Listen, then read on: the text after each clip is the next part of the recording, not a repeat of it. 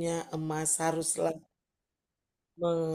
menanggalkan mereka memberikan kepadaku dan aku melemparkan ke dalam api dan keluar anak lembu itu.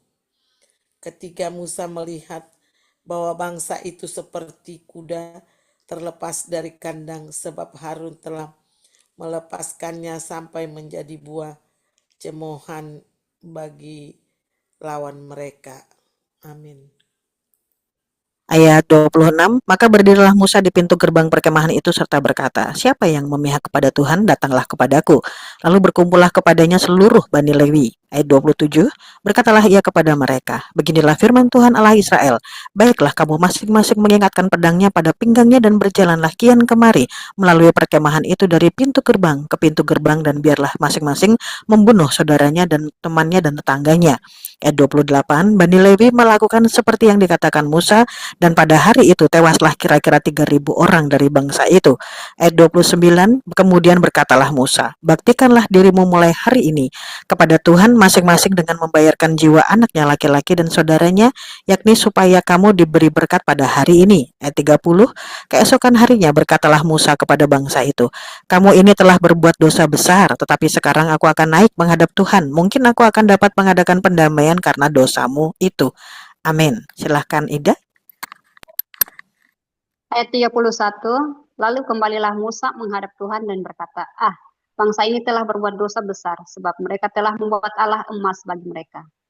32, tetapi sekarang kiranya engkau mengampuni dosa mereka itu, dan jika tidak, hapuskanlah kiranya namaku dari dalam kitab yang telah kau tulis. 33, tetapi Tuhan berfirman kepada Musa, siapa yang berdosa kepadaku, nama orang itulah yang akan kuhapuskan dari dalam kitabku. 34, tetapi pergilah sekarang, tuntunlah bangsa itu ke tempat yang telah kusebutkan kepadamu. Akan berjalan malaikatku di depanmu, tetapi pada hari pembalasanku itu akan membalaskan dosa mereka kepada mereka. 35, demikianlah Tuhan menulahi bangsa itu karena mereka telah menyuruh membuat anak lembu buatan Harun itu. Amin. Pasal 33, Musa meminta pernyataan Tuhan di gurun. Ayat yang pertama, berfirmanlah Tuhan kepada Musa, pergilah, berjalanlah dari sini, engkau dan bangsa itu yang telah kau pimpin keluar dari tanah Mesir, ke negeri yang telah kujanjikan dengan sumpah kepada Abraham, Ishak dan Yakub.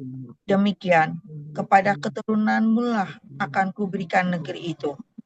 Ayat yang kedua, aku akan mengutus seorang malaikat berjalan di depanmu dan akan menghalau orang Kanaan, orang Amori, orang Het, orang Feris, orang Hewi, dan orang Yebus. Ketiga, yakni ke suatu negeri yang berlimpah-limpah susu dan madu, sebab aku tidak akan berjalan di tengah-tengahmu, karena engkau ini bangsa yang tegar tekuk, supaya aku jangan membinasakan engkau di jalan. Ayat yang keempat, ketika bangsa itu mendengar ancaman yang mengerikan itu, berkabunglah mereka, dan seorang pun tidak ada yang memakai perhiasannya. Ayat yang kelima, berfirmanlah Tuhan kepada Musa, katakan kepada orang Israel, kamu ini bangsa yang tegar tekuk. Jika aku berjalan di tengah-tengahmu, sesaat pun tentulah aku akan membinasakan kamu. Oleh sebab itu, tanggalkanlah perhiasanmu, maka aku akan melihat apa yang akan kulakukan kepadamu. Amin.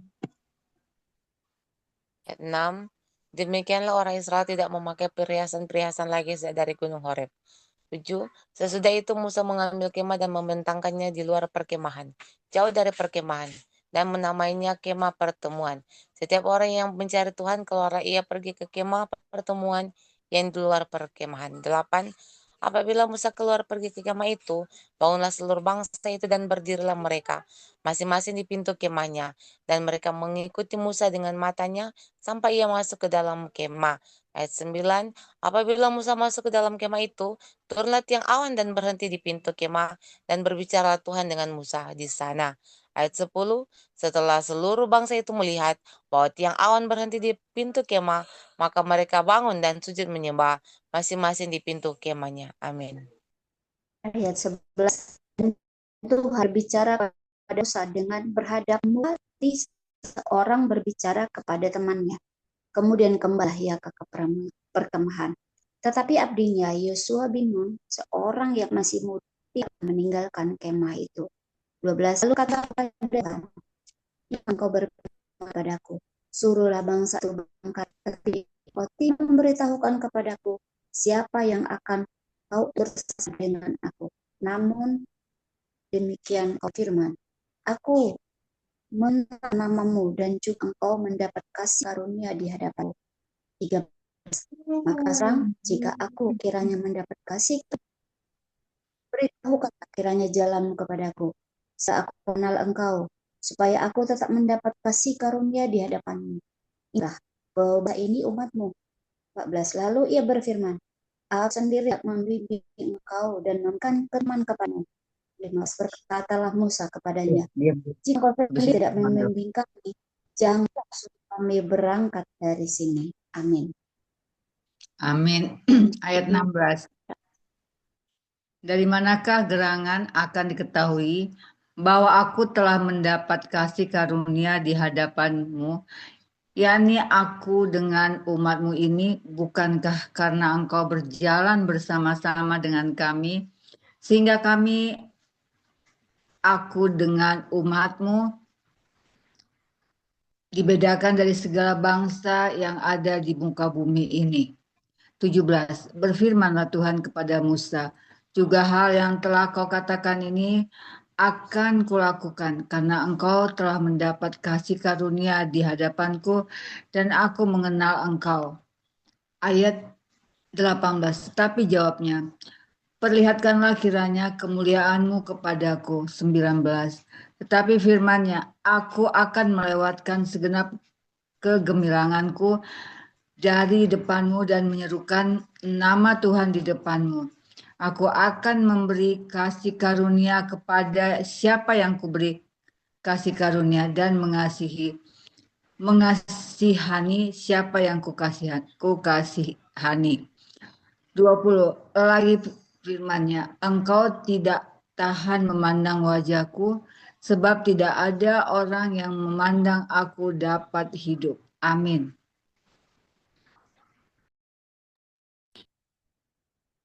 Keluaran 33 ayat yang ke-21, berfirmanlah Tuhan, ada suatu tempat dekatku, di mana engkau dapat berdiri di atas gunung batu. 22, apabila kemuliaanku lewat, maka aku akan menempatkan engkau dalam lekuk gunung itu, dan aku akan menudungi engkau dengan tanganku, sampai aku berjalan lewat.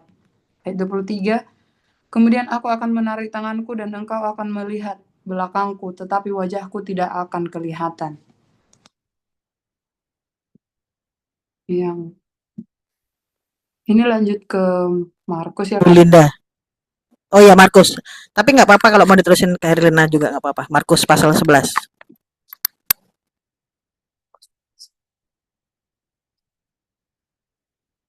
Markus pasal yang ke-11. Yesus dielu-elukan di Yerusalem. Ayat 1. Ketika Yesus dan murid-muridnya telah dekat Yerusalem, dekat Betfage dan Betania yang terletak di Bukit Zaitun, Yesus menyuruh 2 orang muridnya. Ayat 2, dengan pesan, pergilah ke kampung yang di depanmu itu. Pada waktu kamu masuk di situ, kamu akan segera menemukan seekor keledai muda tertambat, yang belum pernah ditunggangi orang. Lepaskan keledai itu dan bawalah kemari. Amin. Ibu Linda, di-unmute dulu, Bu.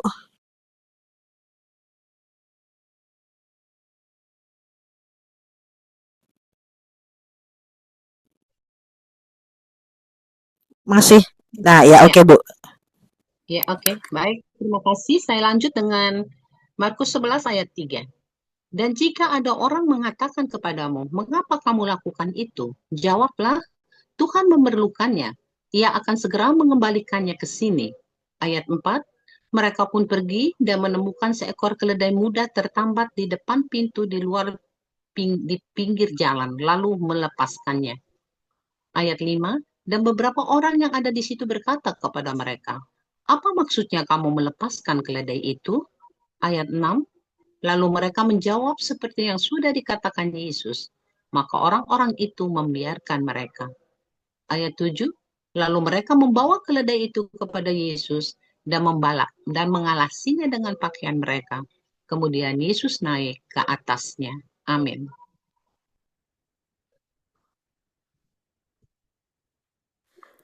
Bu Sinta.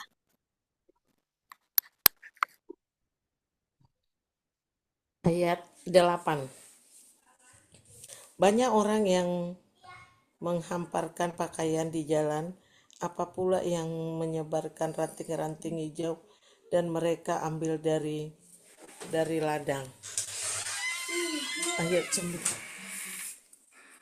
Ayat 9, orang-orang yang berjalan di depan dan mereka yang mengikuti dari belakang berseru, Hosana, diberkatilah dia yang datang dalam nama Tuhan.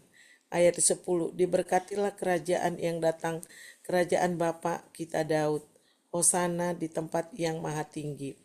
Ayat 11, sesungguhnya di Yerusalem ia masuk di bait Allah. Di sana ia meninjai semuanya, tetapi sebab hari sudah hampir malam, ia keluar ke Betania bersama dengan ke-12 muridnya. Yesus mengutuk pohon ara. Ayat 12, keesokan harinya sesudah Yesus dan ke-12 muridnya meninggalkan Betania, Yesus merasa lapar. Terima kasih. Neng Ike mau ikut baca di Markus 11 ayat 13. Iya, bentar.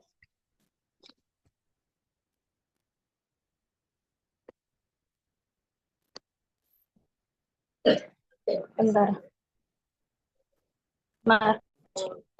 Markus 11 ayat 13. Markus 11 ayat 13 ya? Iya, 5 ayat.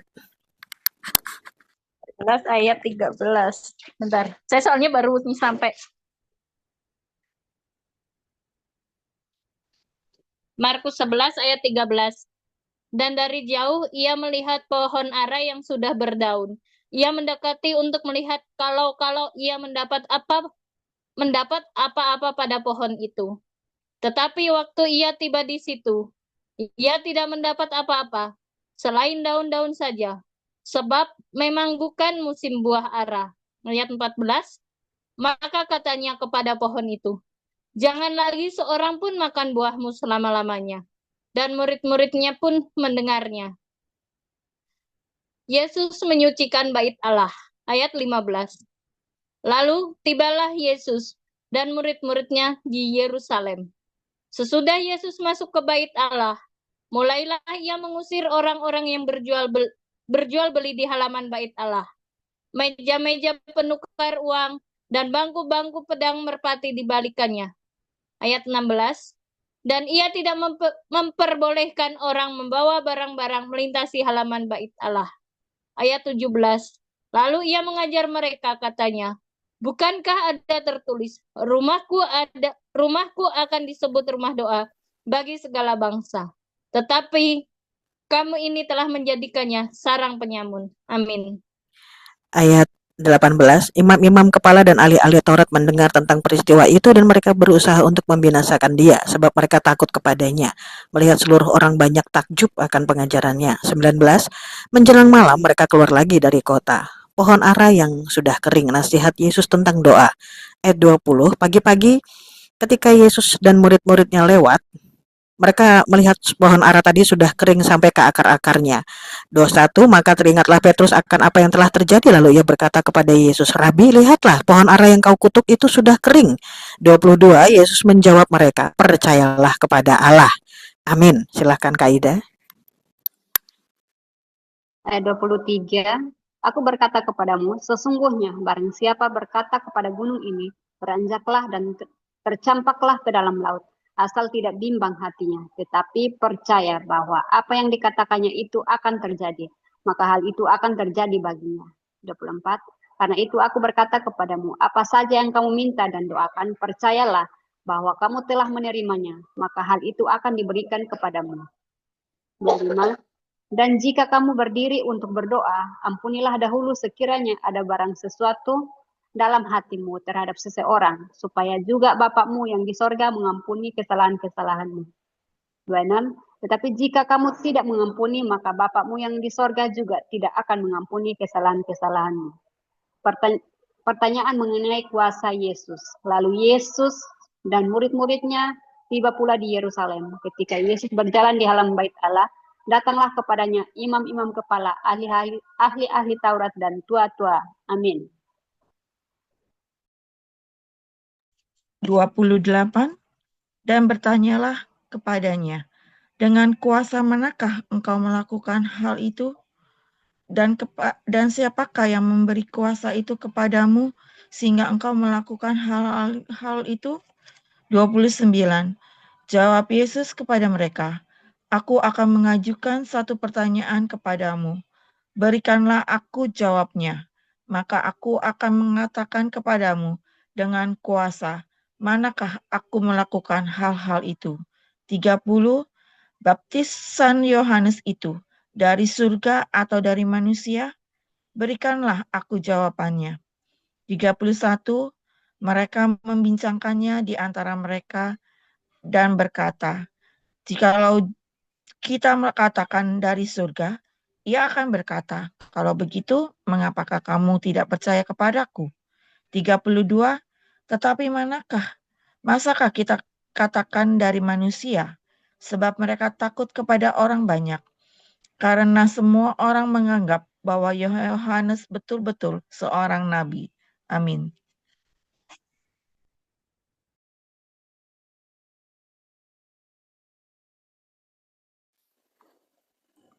Bu Marina ya?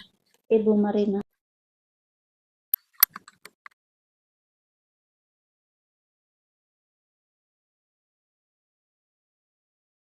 Marina mau lanjut baca, kalau enggak dilanjutin sama Bu Dewi.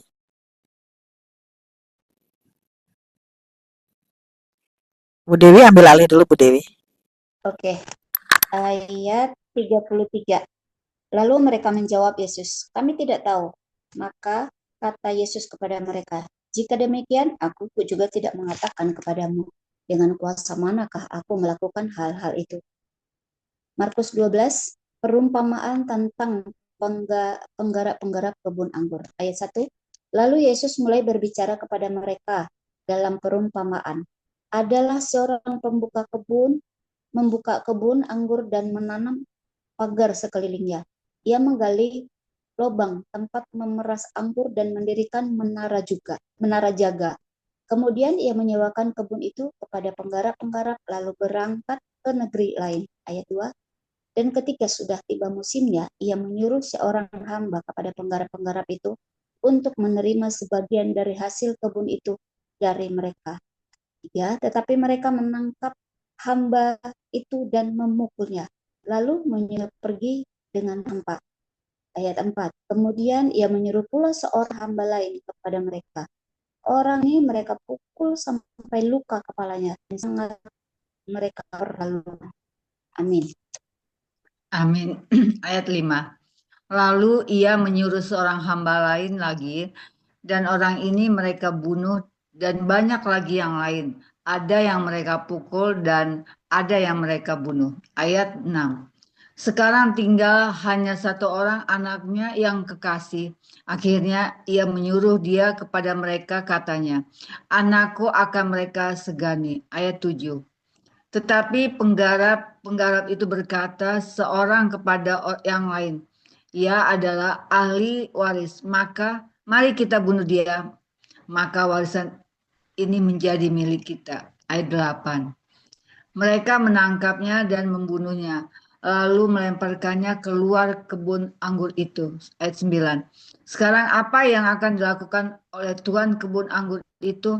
Ia akan datang dan membinasakan penggarap-penggarap itu, lalu mempercayakan kebun anggur itu kepada orang-orang lain. Amin. Markus pasal 12 ayat 10. Tidak pernahkah kamu membaca nas ini? Batu yang dibuang oleh tukang-tukang bangunan telah menjadi batu penjuru. Ayat 11. Hal itu terjadi dari pihak Tuhan. suatu perbuatan ajaib di mata kita. 12. Lalu mereka berusaha untuk menangkap Yesus, karena mereka tahu bahwa merekalah yang dimaksudnya dengan perumpamaan itu. Tetapi mereka takut kepada orang banyak, jadi mereka pergi dan membiarkan dia. Tentang membayar pajak kepada Kaisar, ayat 13. Kemudian disuruh beberapa orang Farisi dan Herodian kepada Yesus untuk menjerat dia dengan suatu pertanyaan. Ayat 14. Orang-orang itu datang dan berkata kepadanya, "Guru, kami tahu engkau adalah seorang yang jujur, dan engkau tidak takut kepada siapapun juga. Sebab engkau tidak mencari muka, melainkan dengan jujur mengajar jalan Allah dengan segala kejujuran. Apakah diperbolehkan membayar pajak kepada Kaisar atau tidak? Haruskah kami bayar atau tidak?" Ayat 15. Tetapi Yesus mengetahui kemunafikan mereka, lalu berkata kepada mereka, "Mengapa kamu mencobai aku? Bawalah kemari 1 dinar supaya kulihat." Amin. Bu Linda, di-unmute dulu Bu Linda. Iya, silahkan. Ya, terima kasih. Saya lanjut dengan ayat 16. Lalu mereka bawa. Maka ia bertanya kepada mereka, "Gambar dan tulisan siapakah ini?" Jawab mereka, "Gambar dan tulisan Kaisar." Ayat 17. Lalu kata Yesus kepada mereka, "Berikanlah kepada Kaisar apa yang wajib kamu berikan kepada Kaisar, dan kepada Allah apa yang wajib kamu berikan kepada Allah." Mereka sangat heran mendengar dia. Pertanyaan orang Saduki tentang kebangkitan. Ayat 18. Datanglah kepada Yesus beberapa orang Saduki yang berpendapat bahwa tidak ada kebangkitan.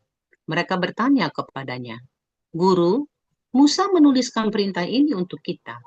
Jika seseorang yang mempunyai saudara laki-laki mati dengan meninggalkan seorang istri, tetapi tidak meninggalkan anak, saudaranya harus kawin dengan istrinya itu dan membangkitkan keturunan bagi saudaranya itu." Ayat 20. Adalah 7 orang bersaudara. Yang pertama kawin dengan seorang perempuan dan mati dengan tidak meninggalkan keturunan. Amin. Bu Sinta.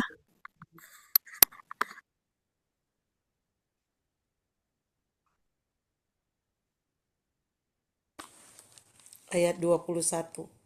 Lalu yang kedua juga mengawini dia dan mati dengan tidak meninggalkan keturunan. Demikian juga dengan yang ketiga, ayat 22. Dan begitulah seterusnya, ketujuhnya tidak meninggalkan keturunan. Dan akhirnya sesudah mereka semua, perempuan itu pun mati. Pada hari kebangkitan, bila mana mereka bangkit, siapakah yang menjadi suami perempuan itu? Sebab ketujuhnya telah beristrikan dia. Ayat ke-24. Jawab Yesus kepada mereka, "Kamu sesat, justru karena kamu tidak mengerti kitab suci maupun kuasa Allah." Ayat 25. Sebab apabila orang bangkit dari antara orang mati, orang tidak kawin dan tidak dikawinkan, melainkan hidup seperti malaikat surga. Dan juga tentang kebangkitan orang-orang mati. Tidakkah kamu baca dalam kitab Musa, dalam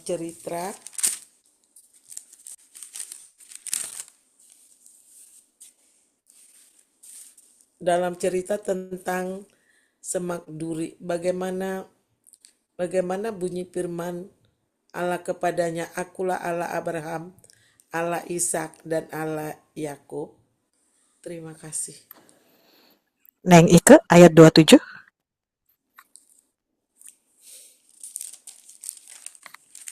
Ya. Markus 12 ayat 27. Ia bukanlah orang yang mati, melainkan Allah orang hidup. Kamu benar-benar sesat. Hukum yang terutama. 28. Lalu seorang ahli Taurat yang mendengar Yesus dan orang-orang Saduki bersoal jawab dan tahu. bahwa Yesus memberi jawab yang tepat kepada orang-orang itu datang kepadanya dan bertanya, hukum manakah yang paling utama? 29.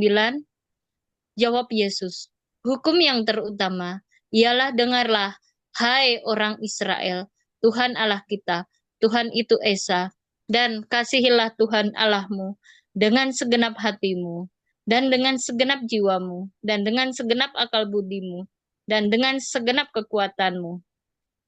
Ayat 31, dan hukum yang kedua ialah kasihilah sesama manusia seperti dirimu sendiri. Tidak ada hukum lain yang lebih utama daripada kedua hukum ini. Amin.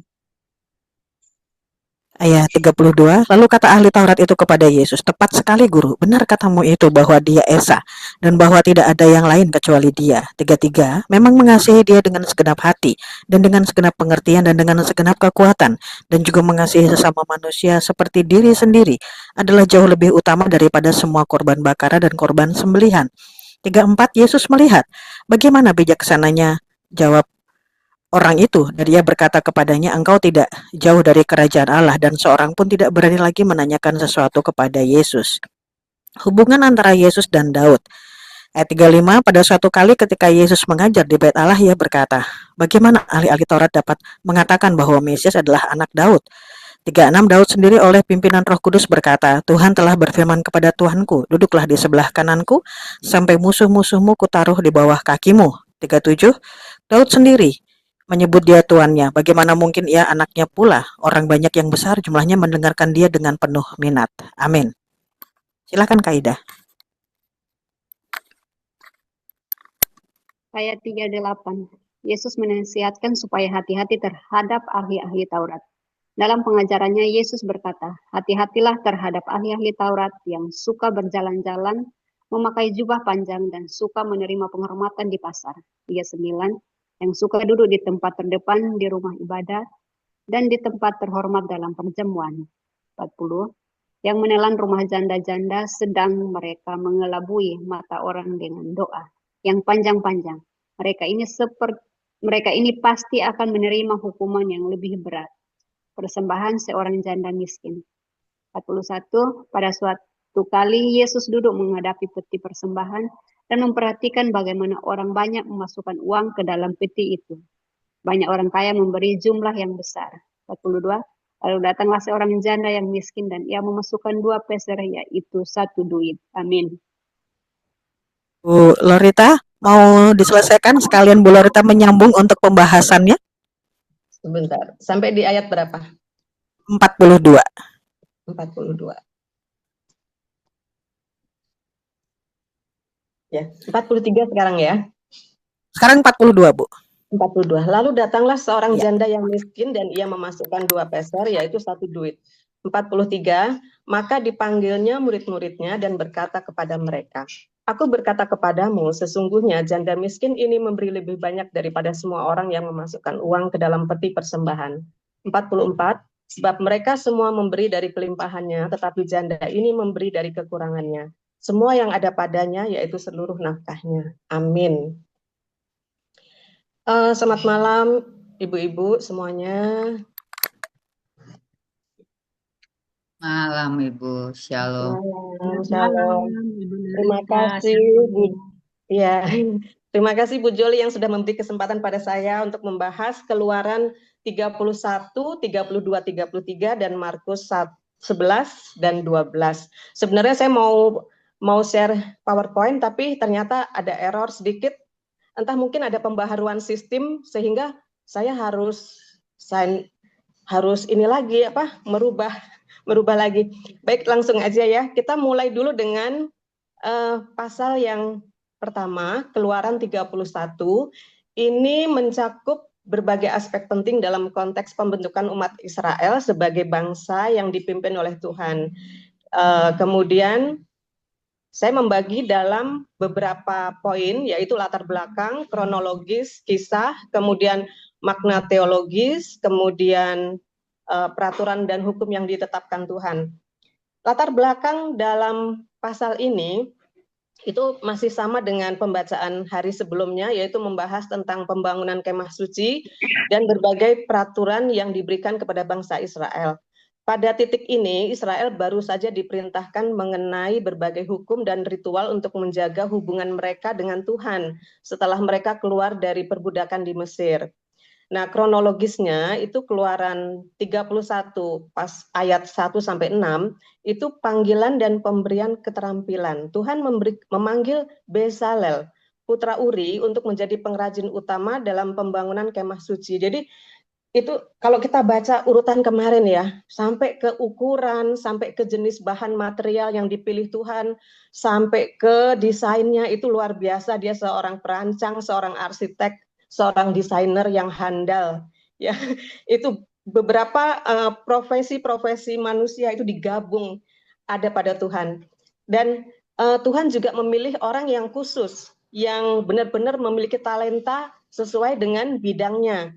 Dia pilih Bezalel karena Tuhan juga yang memberi talenta itu, dan Tuhan memilih Bezalel untuk melakukan pembangunan pengerjaan kemah suci itu.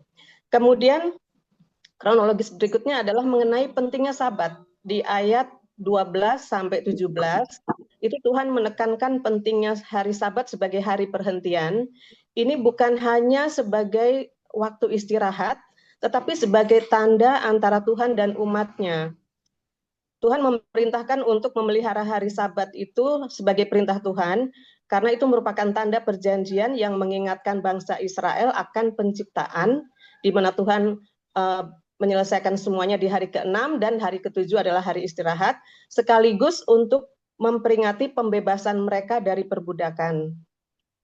Kemudian makna teologisnya, yang pertama, ini mengenai pemberian keterampilan tadi, talenta. Bezalel itu diangkat bukan hanya karena bakatnya, tapi karena Tuhan sendiri yang memberikan talenta kepadanya. Dan ini menekankan bahwa segala keterampilan dan kemampuan yang kita miliki berasal dari Tuhan dan harus digunakan untuk kemuliaannya. Tentu ibu-ibu di sini juga menyadari keterampilan apa yang Tuhan berikan kepada kita masing-masing ya. Jangan sampai ada yang mengatakan saya nggak punya talenta, jadi kalau disuruh ini itu, saya nggak bisa, saya nggak sanggup. Itu jangan sampai terucap. Jadi mungkin ada orang yang belum menyadari talenta yang dimilikinya. Itu kita bisa minta hikmat sama Tuhan, nanti Tuhan akan tunjukkan talenta apa yang sudah Tuhan titipkan dalam diri kita. Kemudian pentingnya memelihara Sabat. Sabat ini sebagai tanda perjanjian mengajarkan umat Israel untuk menghargai waktu istirahat yang diberikan Tuhan. Ini juga menunjukkan ketergantungan mereka kepada Tuhan dan pengakuan atas keesaannya sebagai pencipta. Di Sabat ini disimbolkan dengan angka 7, karena ini adalah hari ke-7 ya. Sebagai hari istirahat Tuhan setelah penciptaan, ini menunjukkan angka 7 ini menunjukkan kesempurnaan, penyelesaian, dan kehadiran Tuhan di tengah umatnya. Sekarang mengenai peraturan dan hukum Tuhan. Yang pertama, instruksi tentang pembangunan kemah suci. Keluaran 31 ini menunjukkan detail dan spesifikasi kerja yang harus dilakukan untuk kemah suci. Ini menggambarkan bahwa Tuhan itu sangat detail dan peduli dengan cara umatnya beribadah. Kemudian perintah dan konsekuensi. Tuhan menetapkan bahwa siapapun yang melanggar perintah tentang Sabat, termasuk melakukan pekerjaan pada hari itu, akan dihukum mati. Ini menunjukkan betapa seriusnya Tuhan dalam menegakkan hukumnya. Karena Tuhan itu kudus, jadi nggak main-main dalam memberikan perintahnya. Kesimpulannya, dari pasal 31, Keluaran 31 ini, pentingnya keterampilan yang diberikan oleh Tuhan dan juga mengenai hukum Sabat dan detail dalam ibadah kepada Tuhan, ini merupakan bagian dari pembentukan identitas umat Israel sebagai bangsa yang dipilih dan dipimpin oleh Tuhan. Dan ini menunjukkan bahwa Israel berbeda dengan bangsa lain. Ya, oleh sebab itu Tuhan memberikan perintah yang sangat ketat. Nah, ibu-ibu, setiap pasal setelah pembahasan saya akan memberikan pertanyaan, satu pertanyaan, satu pasal ya. Pertanyaan untuk pasal Keluaran 31 ini, mengapa hari Sabat begitu pentingnya bagi bangsa Israel? Mengapa hari Sabat begitu pentingnya bagi bangsa Israel? Tadi sudah disebutkan dalam penjelasan pembahasan tadi. Siapa yang mau jawab? Mengapa hari Sabat begitu pentingnya bagi bangsa Israel?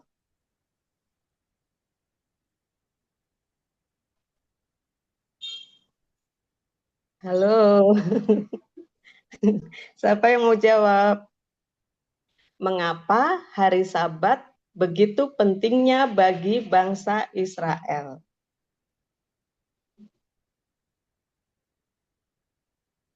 Tadi sebelumnya saya sudah sempat sebutkan ya di pembahasan yang mengenai pentingnya hari Sabat. Ya, Ibu Lorita. Ya, Coba saya silakan, menjawab. kita. Ya, di sini karena 6 hari pada hari itu 6 hari dilakukan pekerjaan, dan pada hari 7 itu adalah hari perhentian. Jadi hari perhentian itu harus dikuduskan. Karena kalau tidak kita mengikuti, kita pasti akan mati. Gitu, Bu. Iya. Tadi ya betul. Karena hari Sabat itu adalah hari ke-7, hari perhentian, harus dikuduskan karena Tuhan menginginkan interaksi dengan manusia di hari ke-7 itu, yaitu untuk beribadah, ya. Nah, jadi sebagai tanda waktu interaksi antara Tuhan dengan umatnya, dijadikan sebagai waktu istirahat dari pekerjaannya, supaya manusia bisa berinteraksi dengan Tuhan melalui ibadah-ibadah. Kemudian karena Sabat adalah perintah Tuhan untuk dilakukan oleh umatnya sebagai tanda perjanjian yang mengingatkan bangsa Israel akan penciptaan dan pembebasan mereka dari perbudakan. Kemudian yang ketiga, Sabat itu sebagai tanda ketergantungan mereka kepada Tuhan dan pengakuan atas keesaannya sebagai pencipta. Nah, kita masuk sekarang ke pasal 32.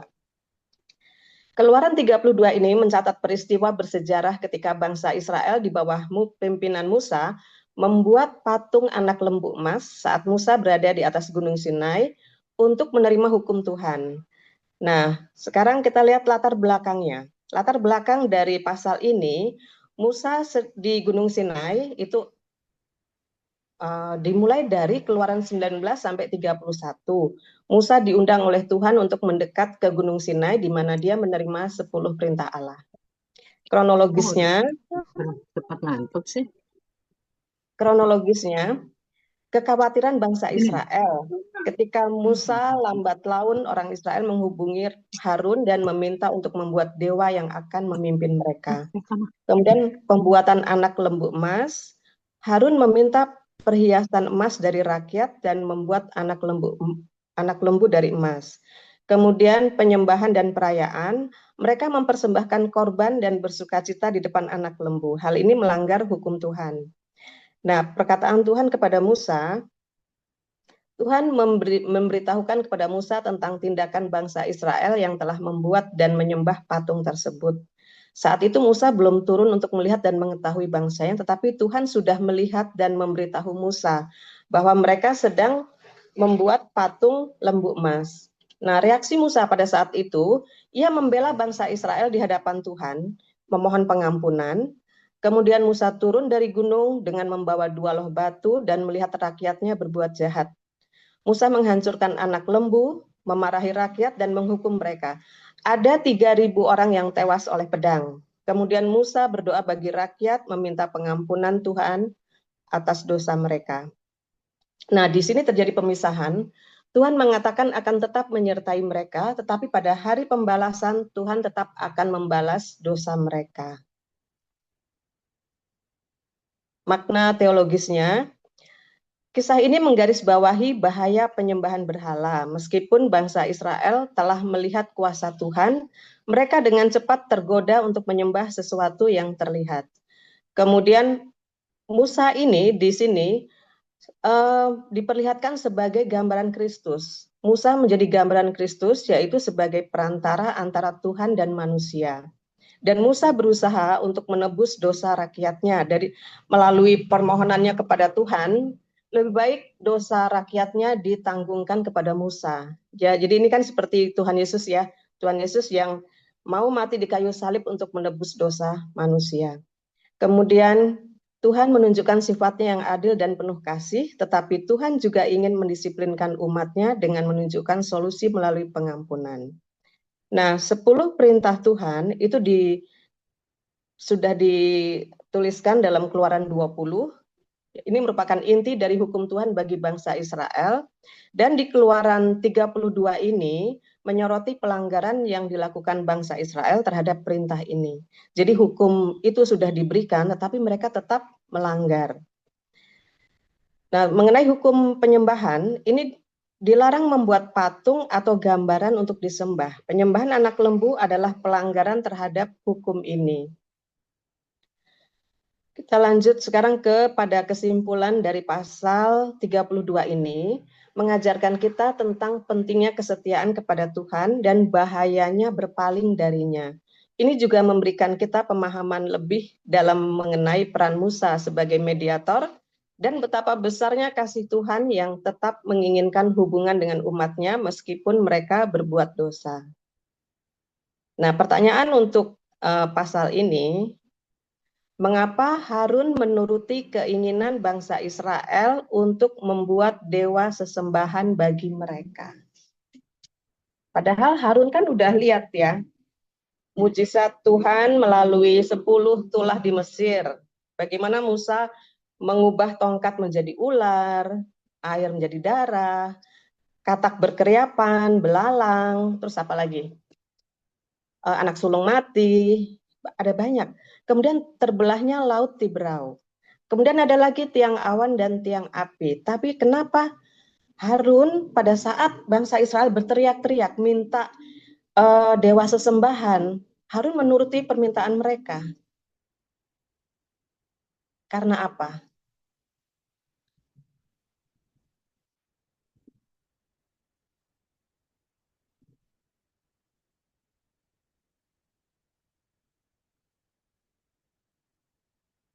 Karena apa Harun bisa dengan mudahnya waktu bangsa Israel berteriak-teriak minta dewa sesembahan karena rakyat udah nggak percaya lagi sama Musa sebab Musa terlalu lama di Gunung Sinai, ya 40 hari 40 malam Musa ada di Gunung Sinai tapi belum turun juga, terus mereka marah.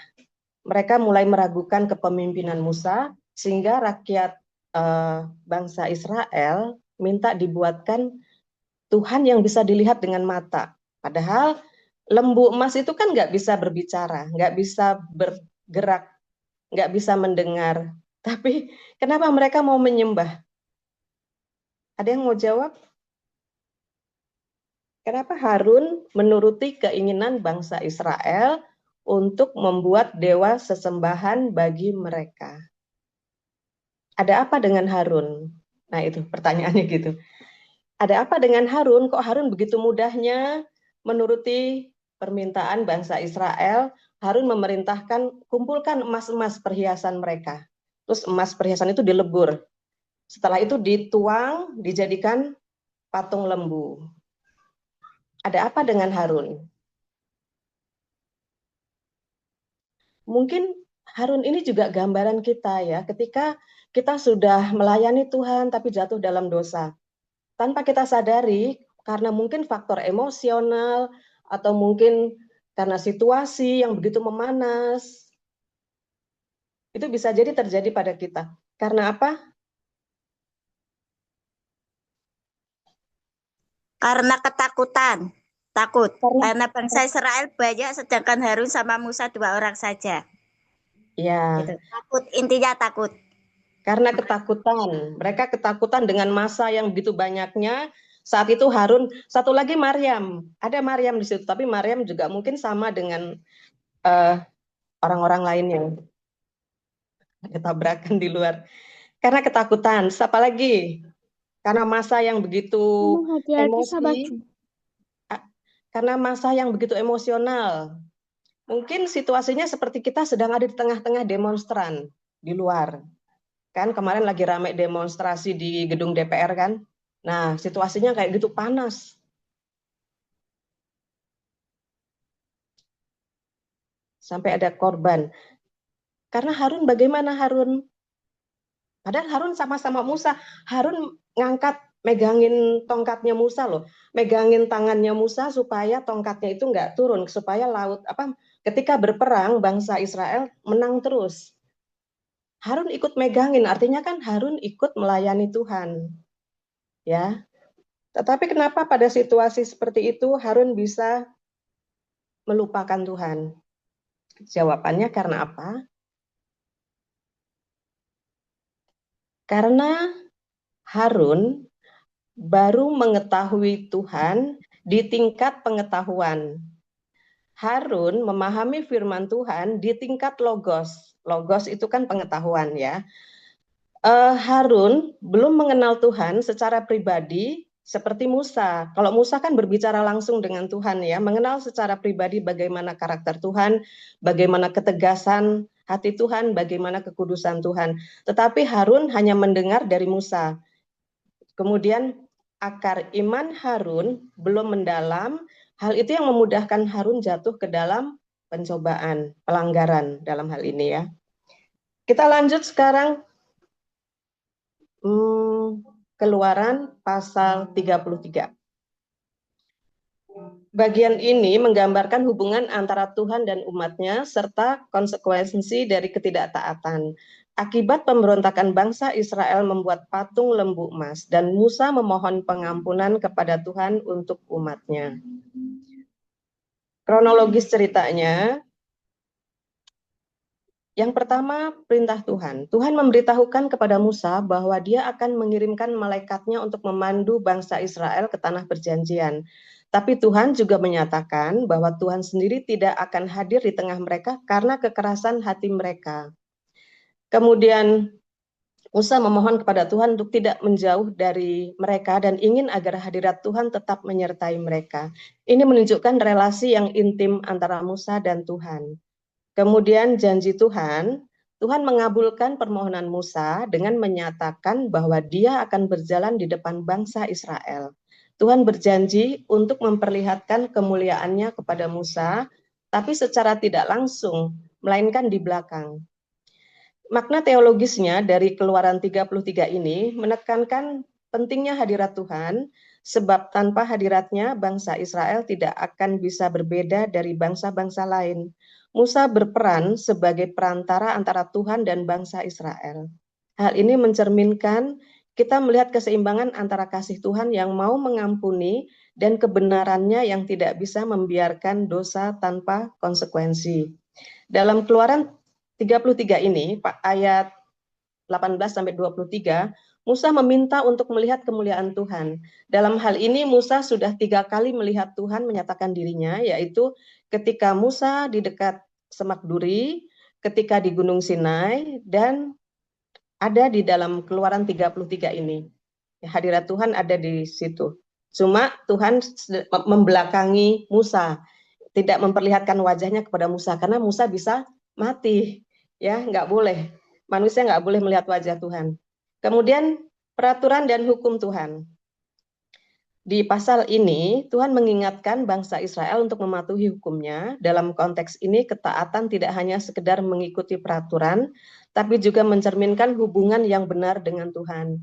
Keluaran 33 ini mencerminkan prinsip bahwa ketaatan kepada Tuhan membawa berkat, sementara ketidaktaatan membawa konsekuensinya.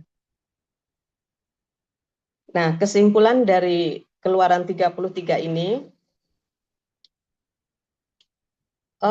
merupakan inti dari hubungan antara Tuhan dan umatnya, terutama dalam konteks ketaatan dan hadirat Allah. Kisah ini mengingatkan kita akan pentingnya kehadiran Tuhan dalam hidup kita dan mendemonstrasikan kasih-Nya yang besar melalui perantaraan Musa. Godaan untuk menyimpang dari jalannya disertai dengan resiko kehilangan hadiratnya. Nah, sekarang pertanyaannya untuk Keluaran 33. Tadi sudah saya sebutkan di pembahasan ya, pertanyaannya, dalam hal apakah Musa memiliki peranan seperti Kristus? Tadi sudah saya sebutkan di pembahasan. Dalam hal apakah Musa memiliki peranan seperti Kristus.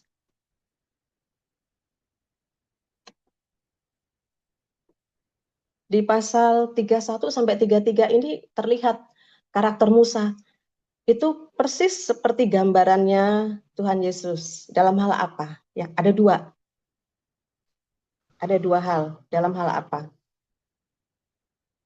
Waktu Musa memohon kepada Tuhan, waktu Tuhan mau menghukum bangsa Israel karena pelanggarannya, nah Musa memohonkan apa?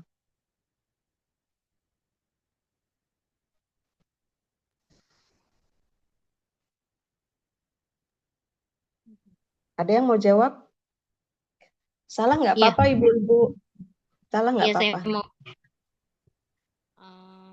yaitu yang Ini suara, pertama suara siapa ini ya? Nengike. Oh, Deng Ike ya. Ya, yang pertama yaitu sebagai perantara atau mediator antara Allah dan umat. Yang kedua, menanggung beban dosa umat di hadapan Allah. Mungkin itu sih jawaban saya, Mas. Betul. Ya, betul, itu dua hal itu. Jadi menjadi media perantara antara Tuhan dan manusia. Yang kedua, dia ingin, Musa kan waktu doanya bilang, Tuhan lebih baik bunuh saya aja untuk menggantikan dosa mereka. Kan itu sama seperti Tuhan Yesus ya, mengorbankan hidupnya, dirinya disalib, rela mati disalib untuk menanggung dosa manusia. Nah, sekarang kita masuk ke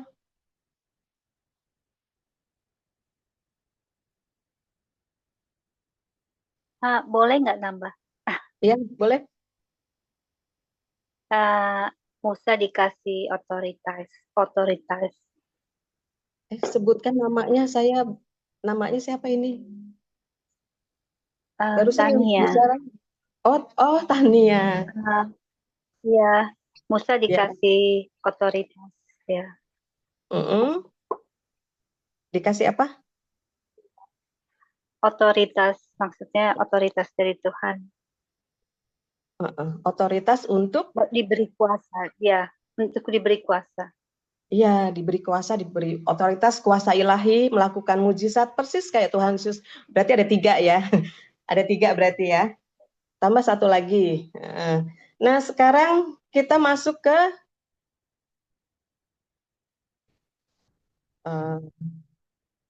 sebentar.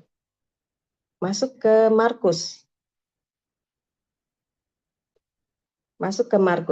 Nah, Markus 11 ini mengisahkan berbagai peristiwa dalam pelayanan Yesus, mencakup beberapa peristiwa penting yang memberikan gambaran mengenai kehadirannya yang penuh kuasa dan hidup. Latar belakangnya mengisahkan tentang pelayanan Yesus di kota Yerusalem yang begitu banyak tantangan dari para ahli Taurat, orang Farisi, dan orang Saduki. Nah, kronologis dalam pasal ini, yang pertama, ayat 1-11, itu kedatangan Yesus ke Yerusalem. Yesus berangkat dari Betania. Ibu-ibu ingat Betania itu kotanya siapa? Tempat tinggalnya siapa? Tempat tinggalnya siapa? Lazarus yang mati dan dibangkitkan Tuhan. Waktu Yesus mau mengajak murid-muridnya masuk Yerusalem, murid-muridnya nggak mau karena di sana banyak orang-orang yang membenci dan ingin membunuh Yesus.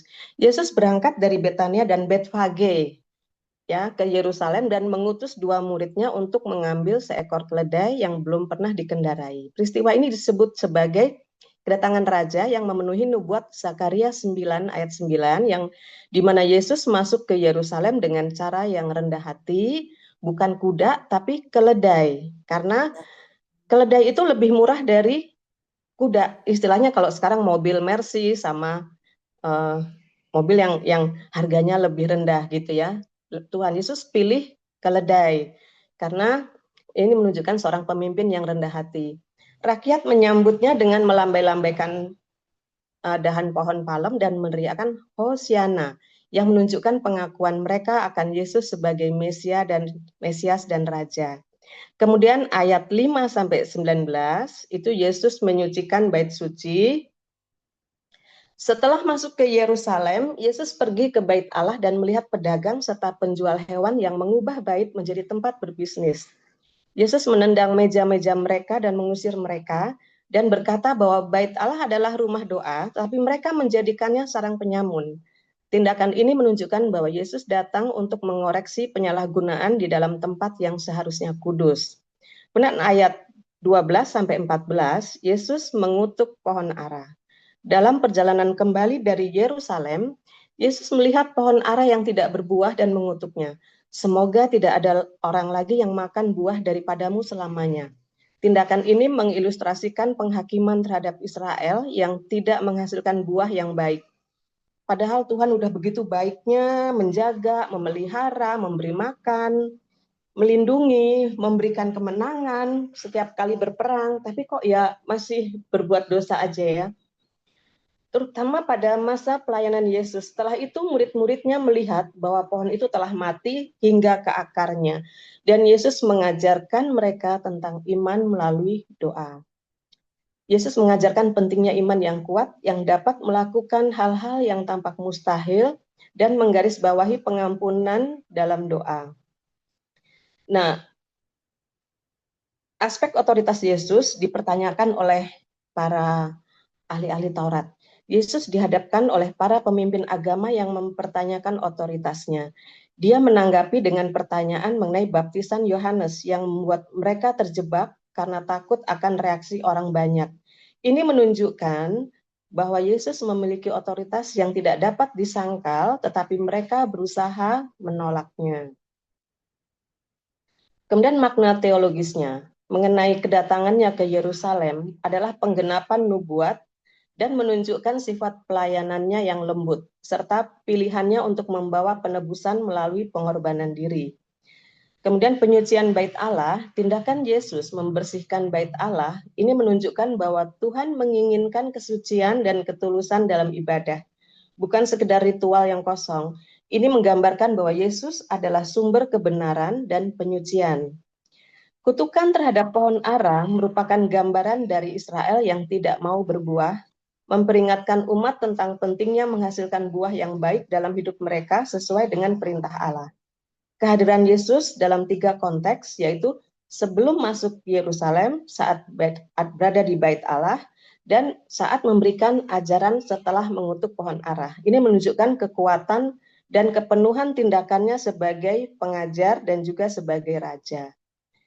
Kemudian peraturan dan hukum Tuhan, dalam bagian ini kita melihat nyata betapa pentingnya integritas dalam ibadah umatnya. Yesus menyatakan bahwa bait Allah adalah rumah doa yang menegaskan kembali perintah Tuhan agar umatnya menghormatinya dengan tulus. Mengutuk pohon ara adalah peringatan bagi bangsa Israel untuk selalu hidup sesuai dengan hukum dan peraturan Tuhan dan menghasilkan buah kebaikan dalam hidup mereka. Nah, sekarang kesimpulan dari Markus 11. Keseluruhan dari pasal 11 ini menyoroti pengakuan akan kedatangan raja, pengajaran tentang pentingnya iman dan doa, serta penekanan pada kesucian tempat ibadah. Pasal ini mempersiapkan kita untuk memahami misi Tuhan Yesus yang lebih besar menuju pengorbanannya di kayu salib. Pertanyaannya sekarang, mengapa Yesus memilih kota Yerusalem di akhir pelayanannya? Mengapa Yesus memilih kota Yerusalem di akhir pelayanannya? Kenapa kok bukan kota-kota yang lain seperti Betani, terus apa lagi? Kota yang terkenal di zaman Yesus. Korazim, kota Damaskus, kota apa lagi? Betfage. Kenapa kok yang dipilih Tuhan Yesus Yerusalem? Ini menjelang akhir pelayanannya. Ada yang mau jawab?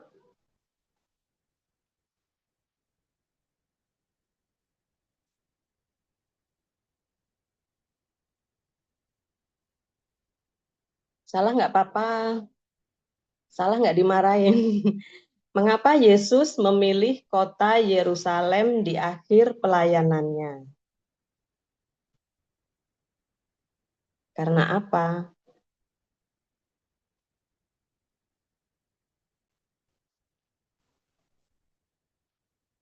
Padahal di Yerusalem itu kan tempatnya bait suci kan.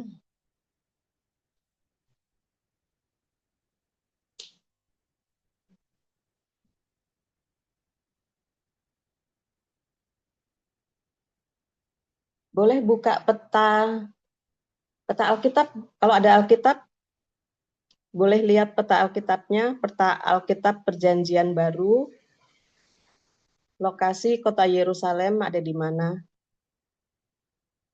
Kenapa kok Tuhan Yesus malah mengajak murid-muridnya memilih masuk ke kota Yerusalem menjelang akhir pelayanannya? Tadi udah disebutkan di pembahasan. Shalom Bu Lurita. Ini Sebutin Ida. nama. Oh ya, Ida. Silakan. Saya Bu, Ya, kalau ya. Yerusalem itu kan biasa disebut dengan kota Daud. Nah, kota Daud itu semacam kayak tempat leluhur nenek moyang. Jadi mungkin ya menurut saya Yesus kembali ke sana karena memang itu tempat di mana Allah hadir di situ. Itu dari saya sih. Karena ada bait suci, tempat di mana Tuhan berdiam di situ, dan itu kota kelahirannya juga, karena Yerusalem dengan Bethlehem dekat bertetangga ya. Ada lagi yang lain mau menambahkan? Tadi ayatnya udah saya sebut loh waktu pembahasan tadi.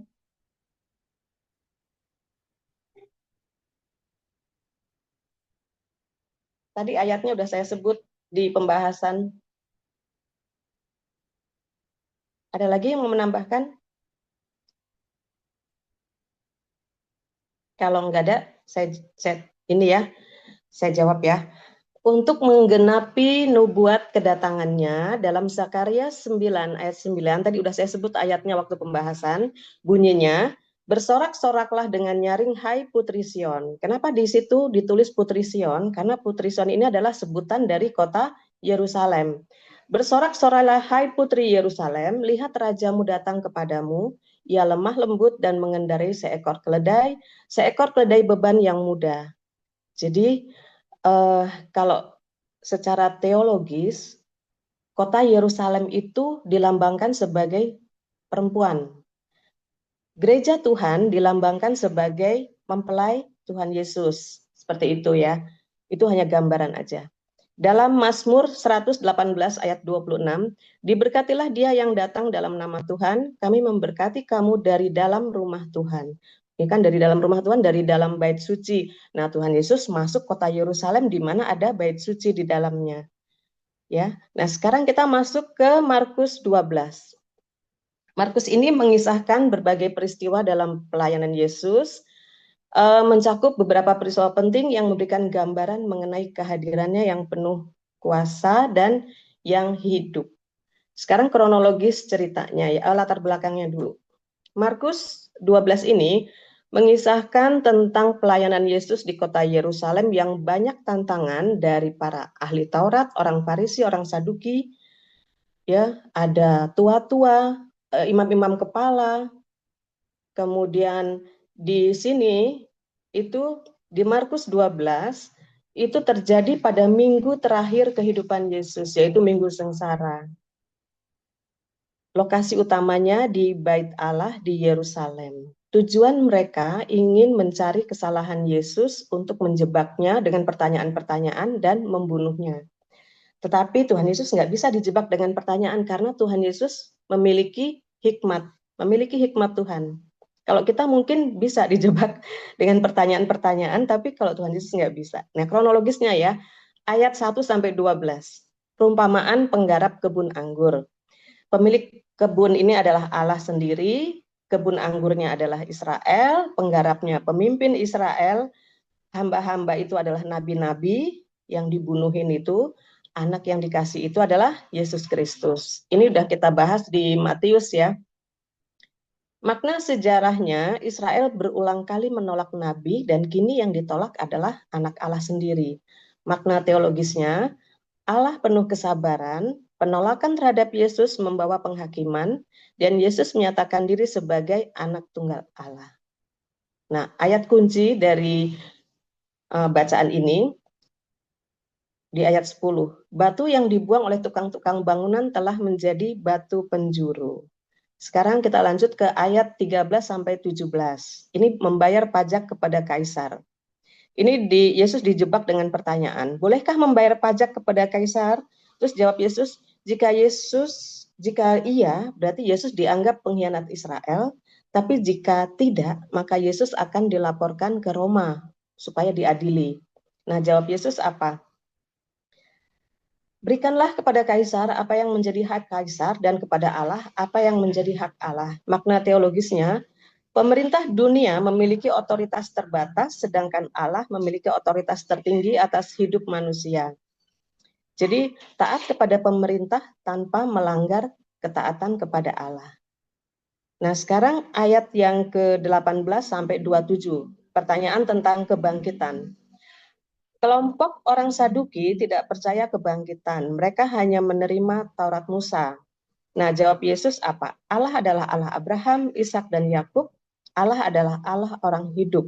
Makna teologisnya, kebangkitan itu nyata dan hidup kekal dijanjikan Allah. Kehidupan sorgawi berbeda dengan dunia. Karena orang Saduki itu juga menanyakan tentang siapakah, kalau misalnya ada orang wanita mempunyai suami, meninggal, menikah lagi, suami kedua meninggal lagi, sampai ke berapa, kelima mungkin ya. Terus dia tanya, siapakah nanti di surga yang menjadi suaminya? Kan nanya gitu kan. Kan kehidupan di surga berbeda dengan kehidupan dunia. Tidak ada kawin mawin di surga. Jadi di sini Yesus menegaskan mengenai doktrin kebangkitan tubuh. Sekarang di ayat 28 sampai 34.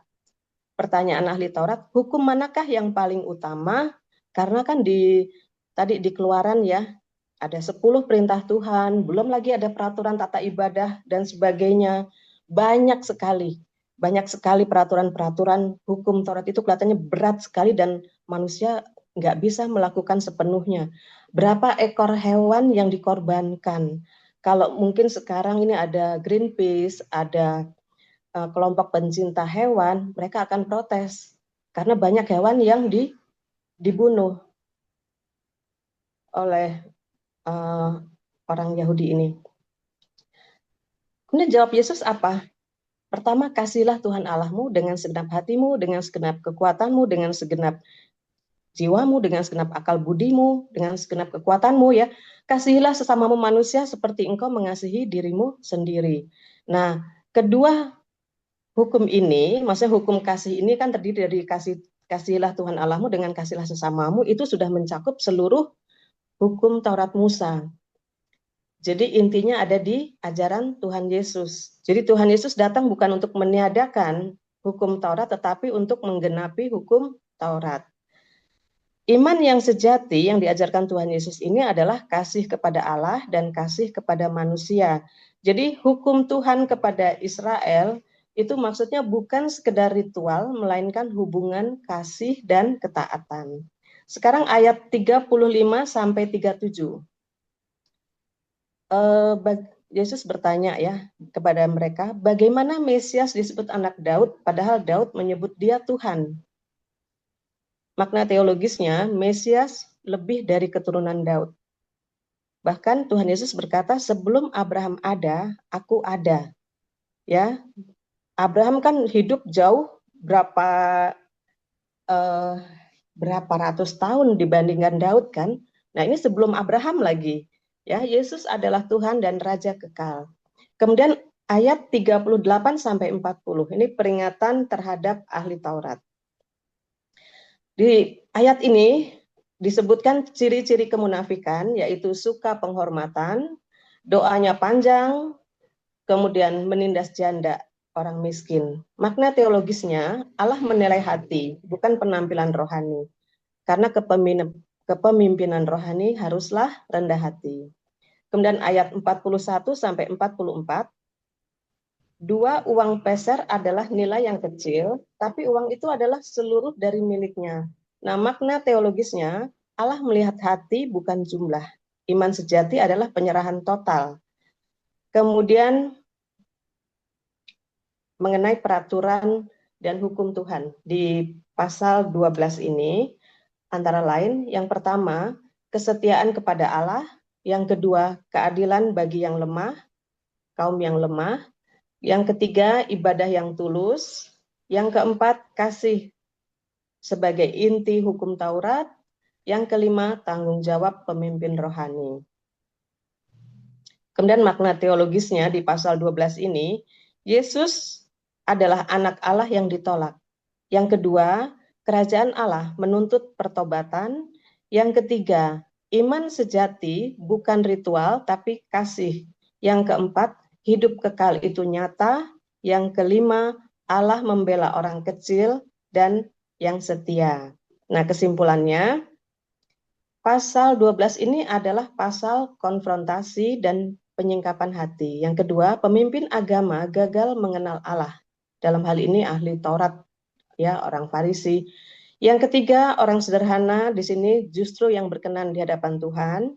Yang keempat, Yesus menegaskan siapakah Mesias.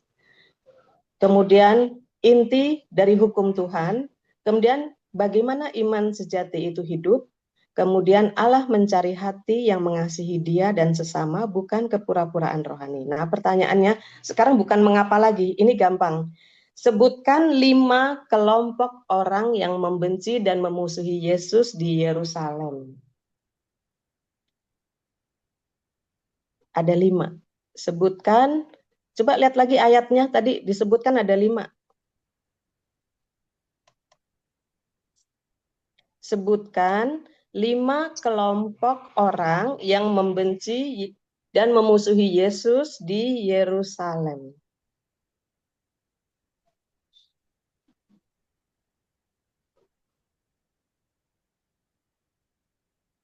Siapa yang mau jawab?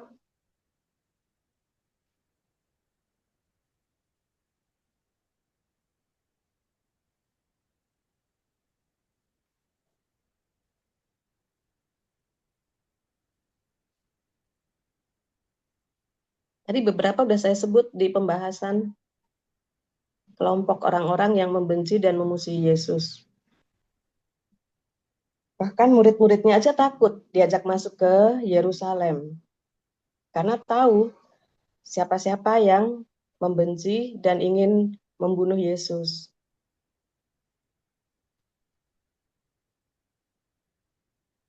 Siapa yang mau jawab?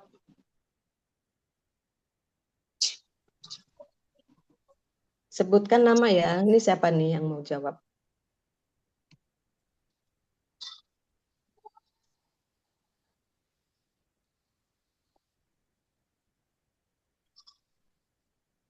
Coba dilihat lagi ayatnya.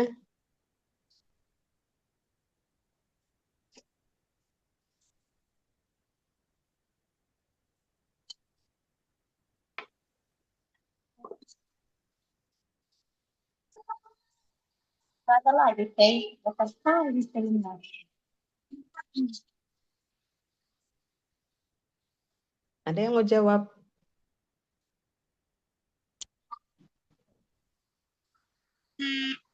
Ya, Tania. Oh,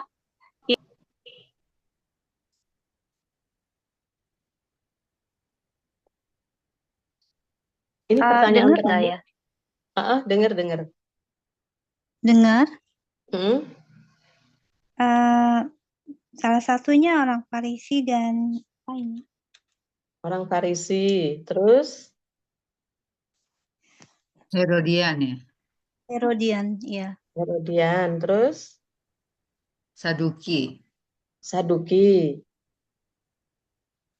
Ahli Taurat. Soalnya ini Ahli kok kayak Taurat. gini ya. Ahli Taurat. Terus? Satu lagi. Satu lagi? Yang lain coba.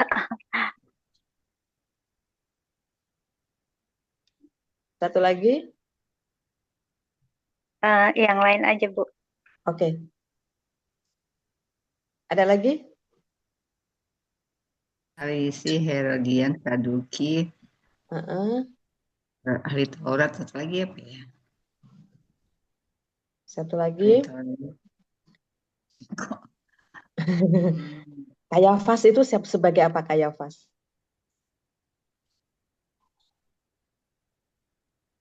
Kayafas Iya. sebagai apa?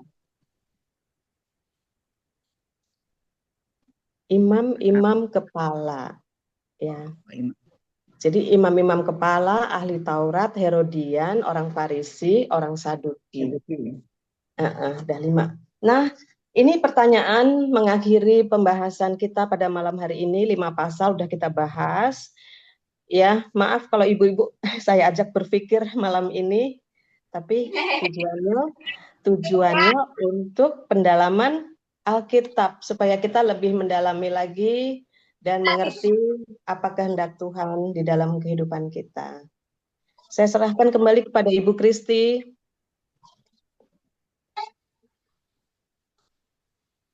Ibu Kristi masih ada di sini kan? Bu Lorita langsung ditutup penutup aja, doa penutup Bu Lorita. Oke, ya. Mari kita bersatu dalam doa.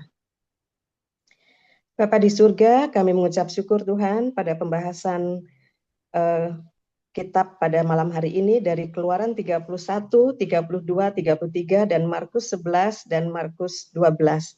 Kami mengucap syukur ya Tuhan, Tuhan singkapkan rahasia kerajaan-Mu dan kebenaran-Mu kepada kami. Berkati kami dengan roh hikmat, roh pengertian, dan roh pengetahuan, serta roh takut akan Tuhan, sehingga kami dapat menjalani kehidupan kami dengan pimpinan Roh Kudus, dan Tuhan selalu melindungi dan menyertai dalam setiap langkah kami. Firman-Mu adalah terang dan pelita bagi kaki kami dan terang bagi jalan kami. Bapa di surga, kami berdoa untuk teman-teman yang hadir pada Zoom pada malam hari ini, untuk Ibu Joli, Ibu Kristi, Ibu Dewi, Ibu Ida, Ibu Yospina, Ibu Pita, Ibu Tania, Ibu dari Yayasan Panti Asuhan, Ibu Linda Panjaitan, Neng Ike, Ibu Haryani, Ibu Herlina, Ibu Julia, Ibu Lili, Ibu Marina, Ibu Rahayu, Ibu Risa, dan Ibu Sofi. Tuhan tahu setiap pergumulan yang mereka hadapi masing-masing ya Tuhan, dan Tuhan akan menyelesaikan dengan cara Tuhan. Tuhan memberkati keluarganya dan pelayanannya dan pekerjaannya. Terima kasih Bapa, sebentar kami akan berpisah, kiranya Tuhan tetap menyertai kami, memberikan kami istirahat pada malam hari ini, tidur yang lelap, dan ketika kami bangun keesokan harinya, Tuhan memberkati kami dengan rahmat Tuhan yang selalu baru setiap pagi. Terima kasih Bapa, kami naikkan doa ini di dalam nama Tuhan Yesus. Haleluya. Amin. Amin. Terima Selamat kasih malam, Bu Ibu-ibu. Lorita. Terima Terima kasih. kasih, Bu Dewi. Selamat malam semuanya. Terima kasih Bu Lorita sama semuanya. Terima kasih Bu Joli. Thank you. Tuhan Yesus berkati. Bye-bye. Terima kasih. Tuhan Yesus berkati. Shalom. Shalom.